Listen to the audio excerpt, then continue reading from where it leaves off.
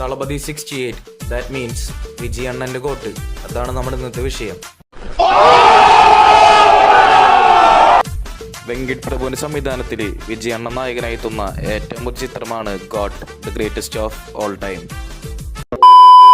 ഇതുവരെയുള്ളതിന്റെ അപ്ഡേഷനും കാര്യങ്ങളൊക്കെ നമ്മൾ എടുത്ത് നോക്കുകയാണെങ്കിൽ ഈ പടത്തിന് അത്ര ഹൈപ്പുള്ള പോലെയൊന്നും എനിക്ക് തോന്നിയിട്ടില്ല.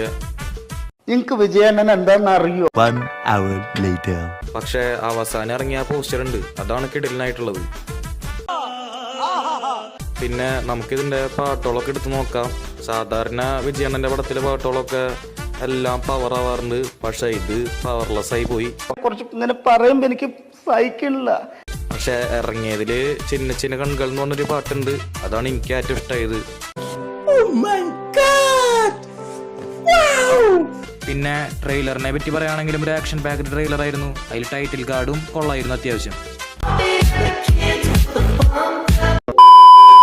പിന്നെ ഇതിന്റെ DAGയും കാര്യങ്ങളൊക്കെ നമ്മൾ എടുത്ത് നോക്കുകയാണെങ്കിൽ അതില് മൂന്നാമത്തെ വിജയൻ അനാട്ടമി ബേസ് അവര് കറക്റ്റ് ആക്കിയിട്ടുണ്ട്.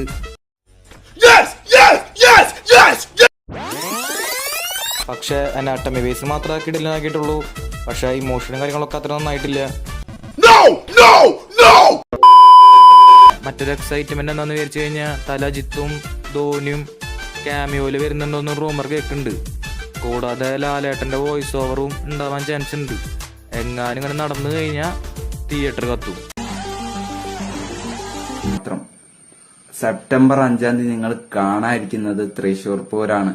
അതിന് യാതൊരു സംശയം വേണ്ട. വിജയണ്ണന്റെ വിളയാട്ടാണ് തിയേറ്ററിൽ നടക്കാൻ പോകുന്നത്.